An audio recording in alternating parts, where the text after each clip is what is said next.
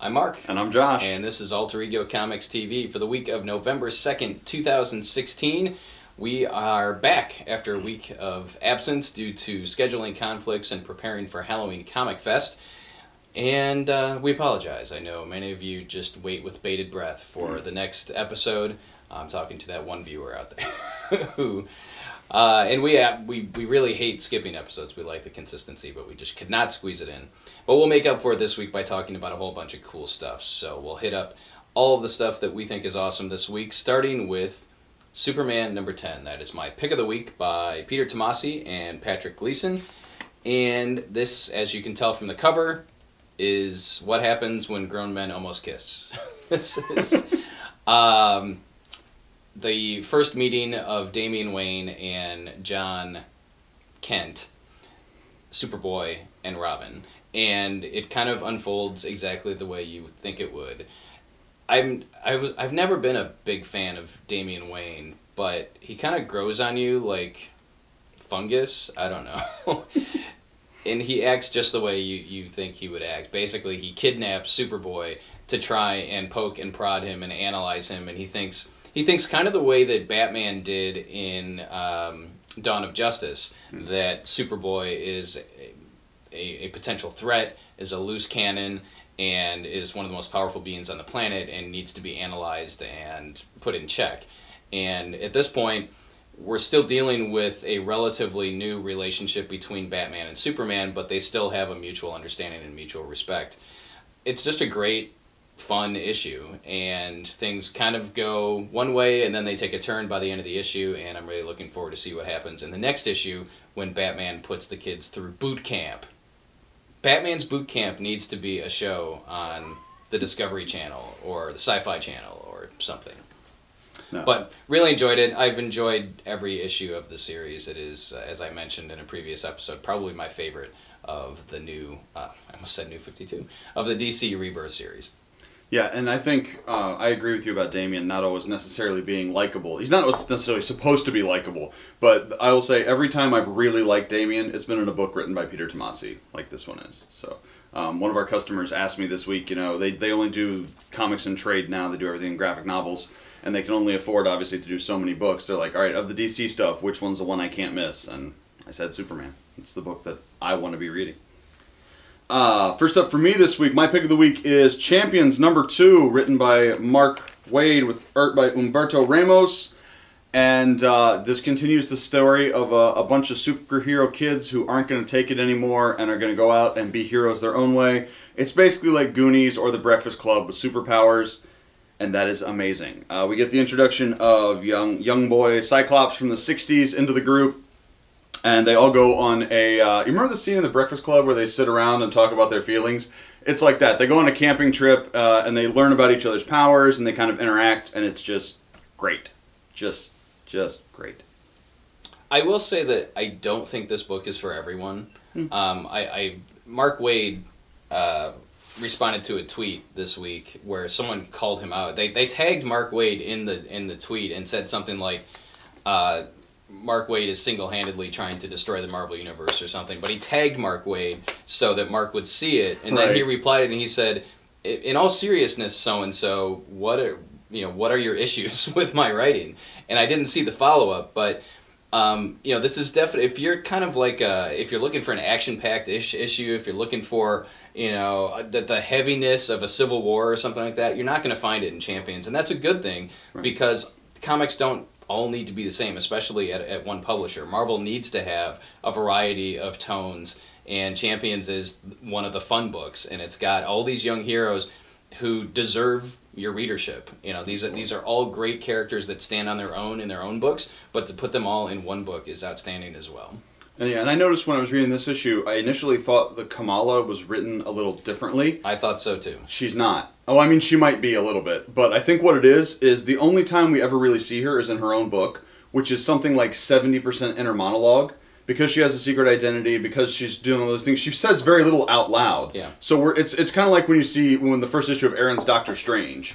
he still talks like Doctor Strange, but so much of it's in monologue that we don't feel it. So we're used to hearing everything she thinks, and this we're only seeing what she says. And I think in that light, it's more consistent with the regular character. The biggest issue I have with it is there's a line where she says, "What the hell?" Yeah. And I really don't think that Kamala Khan would say, "What the hell?" And it took me out of the story. That's fair. But I do think that your point is valid, too, that she's around a group of kids her own age, and she's not with her family, she's not with her friends that have grown up with the same religious background and with the same kind of environment that she's been around. So she's acting like a teenager, which we really don't get to see. Right. So, yeah.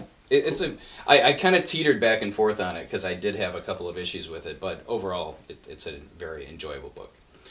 Nightwing number 8 is on the list for me, and I almost didn't read this for one reason or another. It was the last book in my stack, and I was kind of tired last night, so I read it this morning, actually, before we came in, and I'm glad I did. It wraps up the Raptor storyline in a very satisfying way. You find out Raptor's history, why he's been kind of attached to Nightwing since issue number 1, and I think Seeley does a really good job. I have a newfound respect for Tim Seeley's writing after reading the first 8 issues of Nightwing.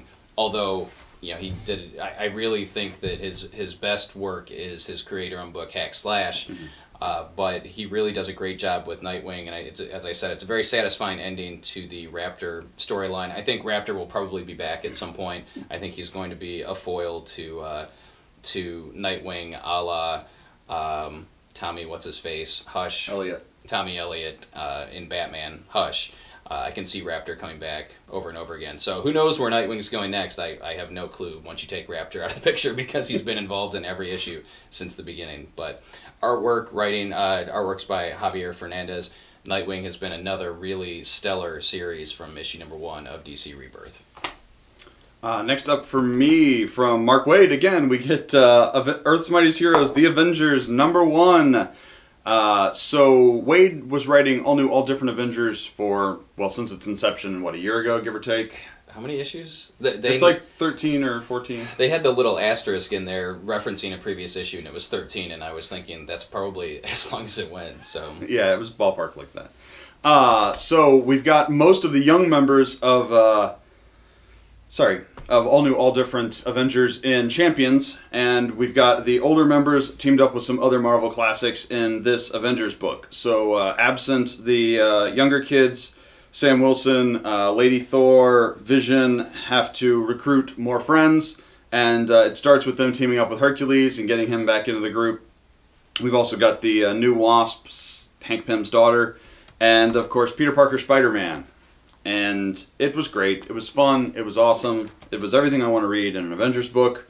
I really like the way Waid writes Spider-Man. His humor is great. Bendis tends to give Peter the best lines. And when Slott writes him, it's all from Peter's point of view usually, so it doesn't play the same way. But just when Waid writes him, you feel how awkward Peter Parker is. Like, he's still funny, but like it's clear that he's just kind of throwing things in and only some of the people are listening to him. It's a much more human portrayal of Spider-Man, which I like a lot.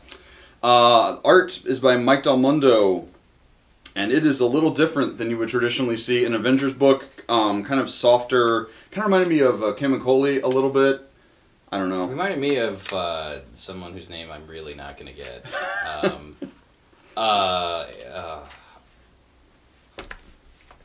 That guy in that book? Olivetti. Ariel Olivetti. Oh, Olivetti, okay. Sorry, dude. Yeah, he did the Cable book. Okay, yeah, and, yeah, I see that. But, yes, so if you want Earth's Mightiest Heroes all in one book, Captain America, Thor, Spider-Man, this is where it's at.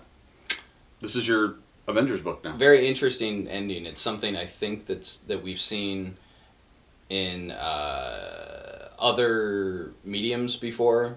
Similar storylines. Did you mention time travel? I did not. I was only I didn't give any significant plot details. Kang is the villain. Yes. And anytime Kang's around, there's going to be time travel. Because that's his jam. And I will throw out, if you want to read a great Kang story, you must read Avengers Forever, my favorite Avengers story of all time.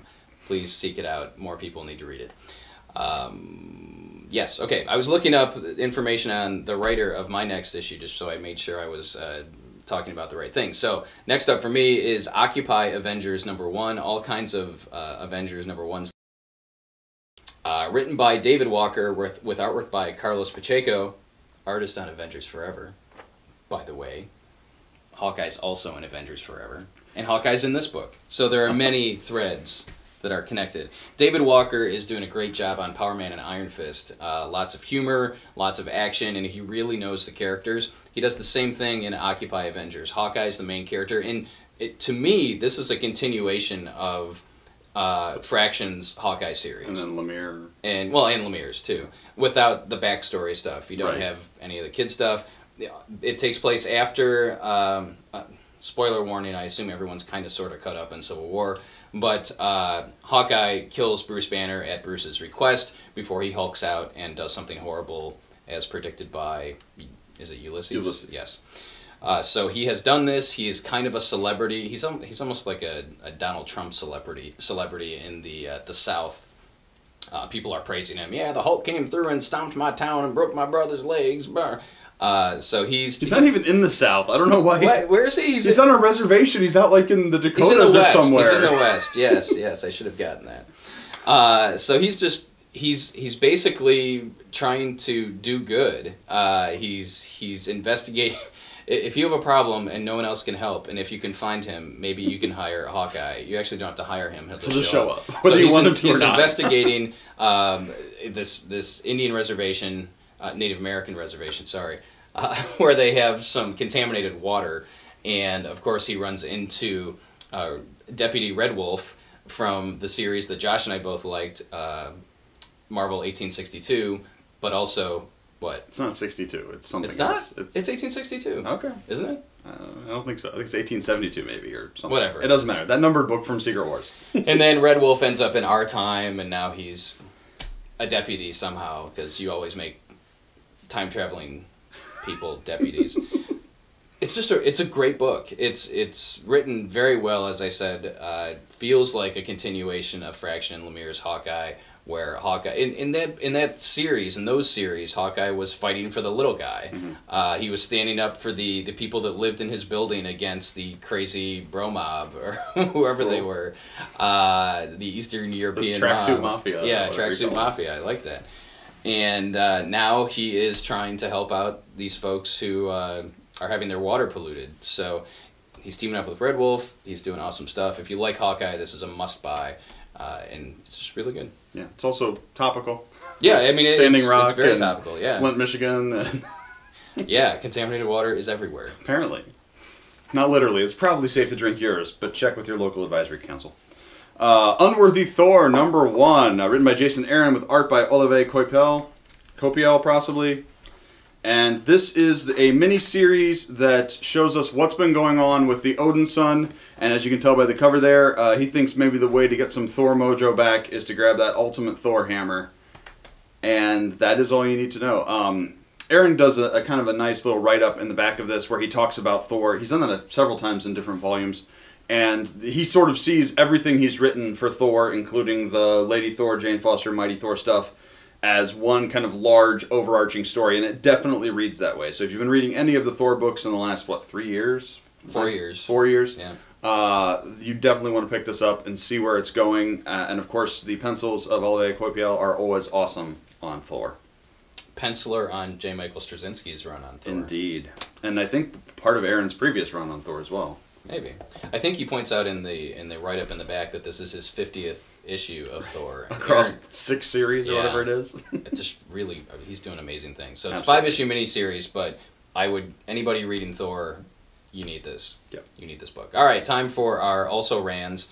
We mentioned a couple of them already. Hey, look, I pulled that out. Okay, I have one also ran because I also enjoyed Thor and Avengers and Champions. Moon Knight continues to be a book that I look forward to every month. It is the most unique, crazy book that Marvel is publishing month in, month out, and I love what they're doing. Written by Jeff Lemire. You've got several artists on this book, including Francesco Francavilla, who's the main artist. These other people...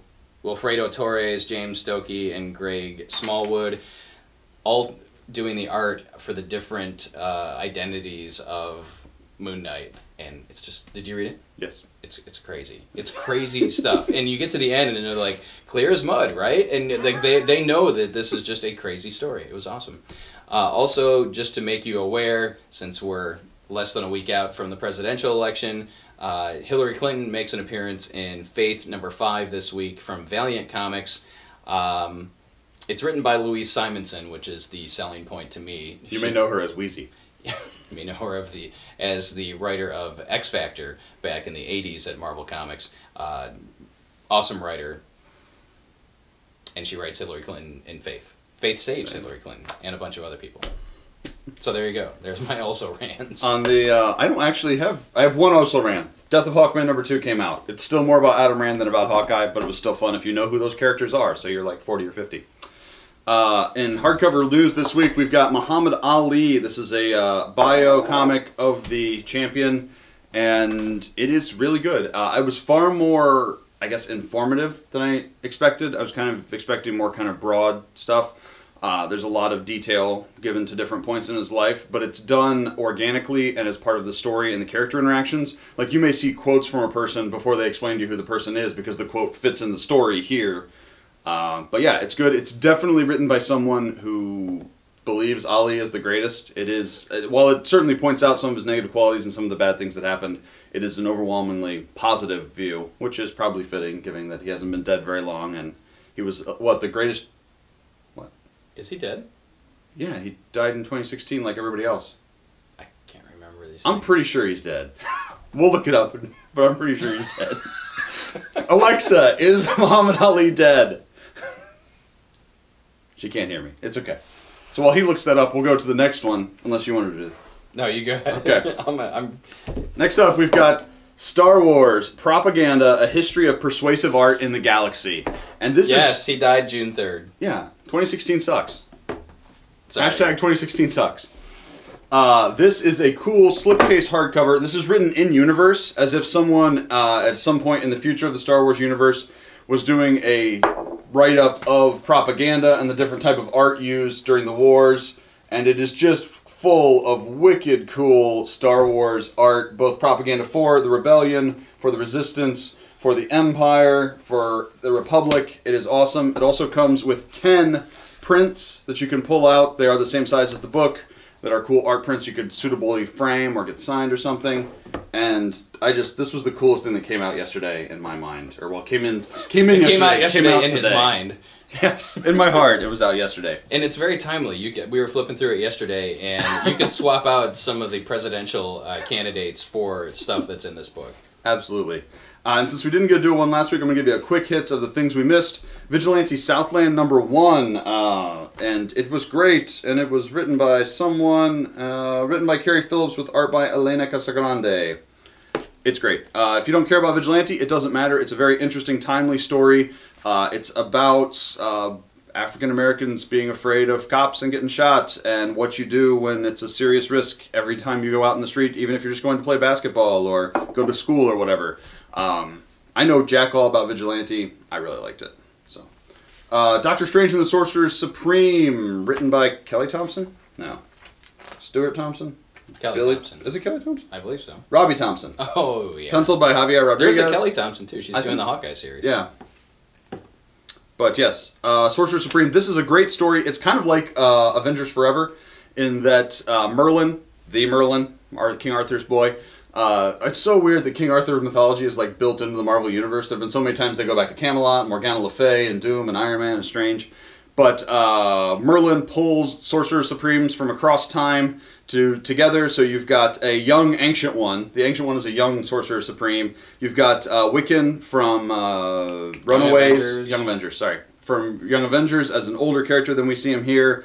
You've got Doctor Strange from our time, which is interesting because he's the Doctor Strange with the least magic, having most of the magic sucked out of the universe in his book. And it's just a great, fun team book. I think the tone is really consistent with Aaron's book, and if you're enjoying that, you totally want to check this out. It's worth your time. You know what that sounds like? What? Avengers Forever. Yeah. Didn't I say that already? I don't know. I'm distracted by sounds in the store. There's a cat in the ceiling again. Yes. There's not. There isn't. As far as we know. No. And, of course, the 800-pound gorilla last week, Serenity, No Power in the Verse. This is a new Serenity mini-series written by Chris Roberson with art by George Gente, because George Gente is the only person qualified to draw people from the Whedonverse, apparently. Yeah. He does all their Whedon books. And this picks up where the previous mini-series left off. You may remember Roberson from... God damn it, Newt! You may remember Roberson from the free comic book day issue of Serenity, which was one of my favorite Firefly stories in a long time. It was awesome. And this is a continuation. Everything you love about Firefly is on display here. Also new this week, Rogue One pops are here. Woohoo! They'll be like, the captain says you are a friend, so I will not kill you. And we've got Alan Tudyk, who was in Firefly as a robot. You've got Jyn Erso, we've got Caspian Andor, and in case you were wanting to do a Danish girl custom pop, we now have Eddie Redmayne as Newt Scamander from Fantastic Beasts and Where to Find Them. Or make your own Stephen Hawking pop. Stephen Hawking pop. If you really want Jupiter's Ascending pops. Ooh, no one wants those. I think they might have actually made those. They did make those. But yes, pops are awesome. Star Wars, Rogue One, coming soon. And the next time I talk to you, I will have seen Doctor Strange. I will have too. I may be levitating. There may be a review coming later this week. We hope. Alrighty, if you like this episode, we always appreciate giving a thumbs up to the show and subscribing. That's what you want to do. Subscribe so that you know when we post a new video, because we may just randomly start posting videos. Who knows? I don't know. If you have any questions about the stuff that came out this week, please list them in the comments below, and we will reply and share our infinite wisdom when it comes to comics, because we know all, pretty much, yeah. So thank you for waiting around for us for a week while we didn't publish an episode, and we hope you liked this one. It was jam-packed and kind of crazy, and yeah, Josh and I apparently drank too much coffee this morning. I don't even think he's had his coffee, but I've had at least one mug. We'll see you soon, I hope. See ya.